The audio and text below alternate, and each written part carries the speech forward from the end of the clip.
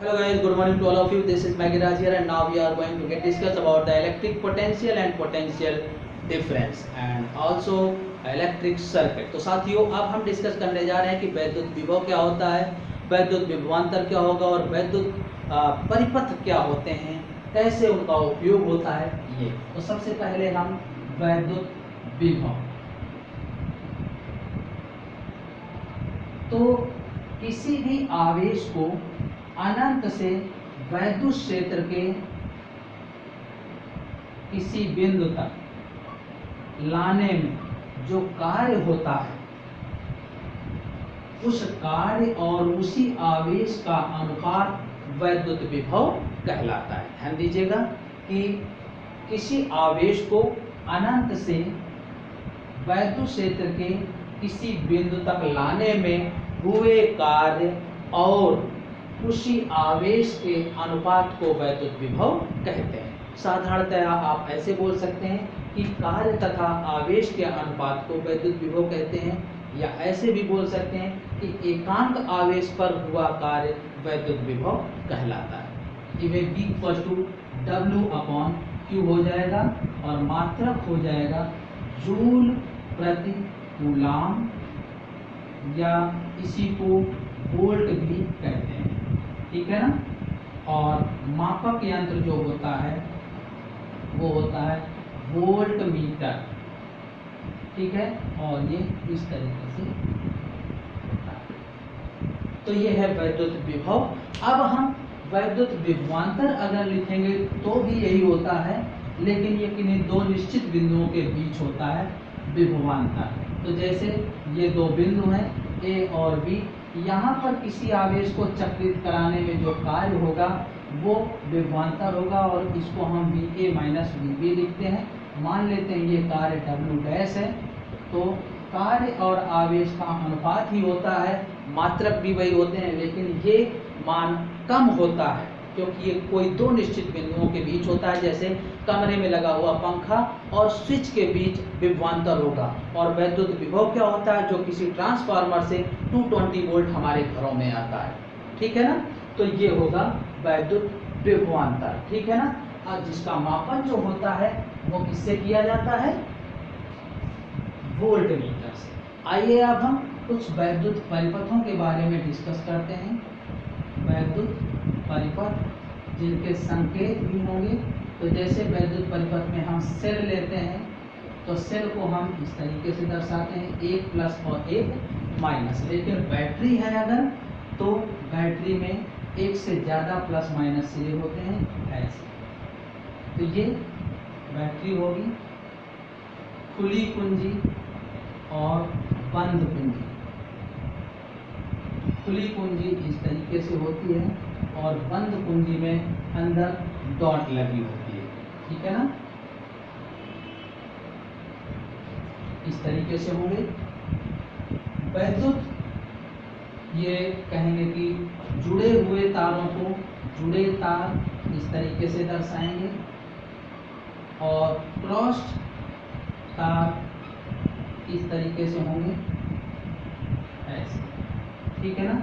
तो ये जुड़े हुए तारों और क्रॉस तारों को दर्शाया जाएगा इस तरीके से। वैद्युत प्रतिरोध जो होता है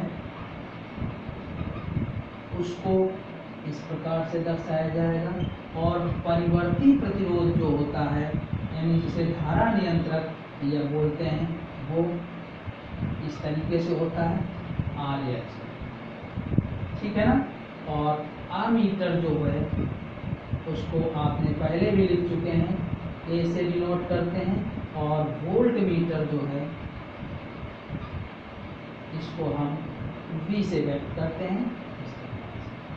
तो ये इनके कुछ यंत्र हैं जिनसे वैद्युत परिपथ है, जिनके ये संकेत हैं, और इस तरीके से इनका मापन किया जाता है। चलिए इसी क्रम में हम आगे डिस्कस करते हैं कि ओम का नियम क्या होता है, यानी जिसे हम वैद्युत प्रतिरोध कहते हैं, ठीक है ना। तो वैद्युत प्रतिरोध या ओम का नियम,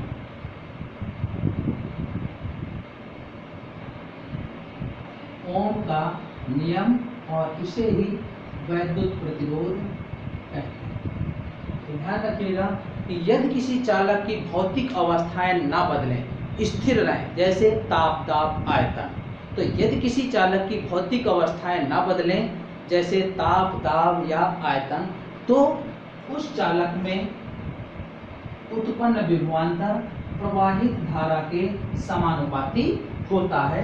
इसे ओम का नियम कहते हैं। जब समानुपात का चिन्ह हटाते हैं तो एक नियतांक आता है और ये नियतांक को हम प्रतिरोध बोलते हैं या वैद्युत प्रतिरोध कहते हैं। तो R = V/I होगा, अर्थात किसी चालक में उत्पन्न विभवांतर और प्रवाहित धारा का अनुपात वैद्युत प्रतिरोध कहलाता है। ध्यान दीजिएगा। और ये VI वक्र में अगर हम देखेंगे, अभी हम ग्राफ खींचेंगे तब उसमें डिस्कस करेंगे, इसका मात्रक हो जाएगा वैद्युत प्रतिरोध का वोल्ट प्रति एम्पियर या ओम, और ओम को शॉर्टकट में इस संकेत से वैज्ञानिक ओम के अनुसार इनका एक संकेत दिया गया है जिसे ओम बोलते हैं, तो ये भी इसका मात्रक होता है। तो देखिएगा, 1 ओम क्या होगा? यदि किसी चालक में 1 वोल्ट विभवांतर 1 एम्पियर धारा प्रवाहित करने पर उत्पन्न हो तो उस चालक का प्रतिरोध 1 ओम होगा। इसी तरीके से देखिएगा, आप 1 ओम की परिभाषा क्या होगी कि यदि किसी चालक में 1 एम्पियर की धारा प्रवाहित करने पर 1 वोल्ट विभव उत्पन्न हो तो उस चालक तार का प्रतिरोध 1 ओम हो। ठीक है ना, ये आ जाएगा। अब देखते हैं कि ओमी और अनओमी जो होंगे, ओमी परिपथ और अनओमी परिपथ, तो ओमी क्या होंगे? जो ओम के नियम का पालन करते हैं, अर्थात VI के बीच में जो वक्र होगा वो सीधा होगा, क्योंकि V/I का मान नियत होना चाहिए। और जो अनओमी है उनमें V तथा I के मध्य खींचा गया वक्र नियत नहीं होगा, यानी V/I can not be constant, is not,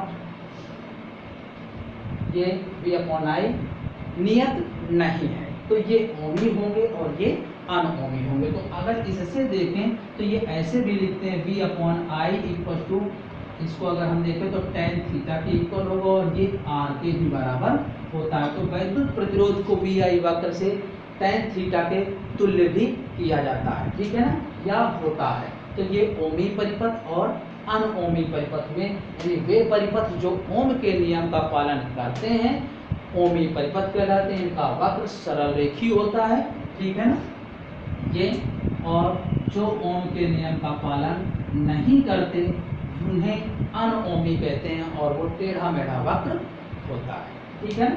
तो इस तरीके से हमने वैद्युत प्रतिरोध के लिए डिस्कस किया। अब देखते हैं कि वैद्युत प्रतिरोध को प्रभावित करने वाले कारक क्या क्या हैं। तो वैद्युत प्रतिरोध को प्रभावित करने वाले कारक, तो देखिएगा, ये कोई चालक तार है जिसकी लंबाई L है और क्षेत्रफल जो है अनुप्रस्थ परिच्छेद का क्षेत्रफल A है, यानी A = πr²। तो चालक तार का प्रतिरोध लंबाई के समानुपाती तथा अनुप्रस्थ परिच्छेद के क्षेत्रफल के व्युत्क्रमानुपाती होता है, ठीक है ना, ध्यान रखिएगा।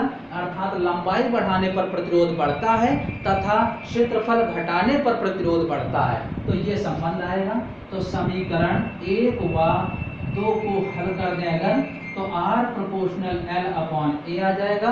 और जब प्रोपोर्शनल का चिन्ह हटाते हैं तो एक नियतांक आता है, इस नियतांक को हम बोलते हैं प्रतिरोधकता। प्रतिरोधकता ये नियतांक होता है जिसे हम प्रतिरोधकता बोलते हैं या विशिष्ट प्रतिरोध भी बोलते हैं। तो ये संबंध आ जाएगा। इस संबंध से अगर हम रो का मान निकालें तो रो = हो जाएगा R × A/L आ जाएगा। इसका मात्रक हो जाएगा ओम × मीटर। ये प्रतिरोधकता का मात्रक होगा। और प्रतिरोधकता किसी भी पदार्थ के गुण या प्रकृति पर निर्भर करते हैं। प्रतिरोधकता जो है पदार्थों की गुणों या उनकी प्रकृति पर निर्भर करता है। ध्यान रखिएगा, ये लंबाई और क्षेत्रफल बदलने से इस पर कोई प्रभाव नहीं पड़ेगा, क्योंकि किसी भी तार को अगर खींच दें, लंबाई बदल जाएगी, उसका क्षेत्रफल बदल जाएगा, तो प्रतिरोध बदल जाएगा, लेकिन प्रतिरोधकता अपरिवर्तित रहेगी, क्योंकि जो तार था वो जिस पदार्थ का था खींचने के बाद भी उसी पदार्थ का रहेगा। जैसे लोहे का तार था, उसको हमने खींचकर पहले की लंबाई से दुगनी लंबाई कर दी, लंबाई तो बढ़ गई, क्षेत्रफल बदल जाएगा क्योंकि त्रिज्या बदल जाएगी, तो उसका प्रतिरोध बदलेगा, क्योंकि R बराबर 2 × L/A होता है। जबकि प्रतिरोधकता उसके पदार्थों की प्रकृति पर निर्भर करता है, अर्थात जब तक मटेरियल नहीं बदला, लोहे का तार है और लोहे का ही है, चाहे खींचकर कितनी भी लंबाई कर दें, पतला कितना भी कर दें, तो उसकी प्रतिरोधकता नहीं बदलेगी, अपरिवर्तित रहेगी। तो ये क्वेश्चन पूछा जाता है, जैसे किसी चालक तार की लंबाई खींचकर 3 गुनी कर दें तो प्रतिरोध और प्रतिरोधकता पर क्या प्रभाव पड़ेगा। तो ध्यान दीजिएगा, प्रतिरोध तो बदल जाएगा, ठीक है, लेकिन प्रतिरोधकता पदार्थ की प्रकृति पर निर्भर करती है, अर्थात पदार्थ ना बदलने के कारण प्रतिरोधकता अपरिवर्तित रहेगी या उसकी लंबाई या क्षेत्रफल पर निर्भर नहीं करती। तो ये है प्रतिरोधकता, और प्रतिरोधकता से ही आप चालकता निकाल सकते हैं। वैद्युत चालकता प्रतिरोधकता के व्युत्क्रम मान को वैद्युत चालकता कहते हैं। अब ρ = R × A/L है, तो सिग्मा = 1/RA/L, तो सिग्मा = L/RA हो जाएगा, और इसका यूनिट हो जाएगा ओम इनवर्स मीटर इनवर्स, यानी जो विशिष्ट चाल प्रतिरोध था, यदि प्रतिरोधकता थी, उसका व्युत्क्रम हो जाएगा। तो ये प्रतिरोधकता के व्युत्क्रम मान को वैद्युत चालकता कहते हैं।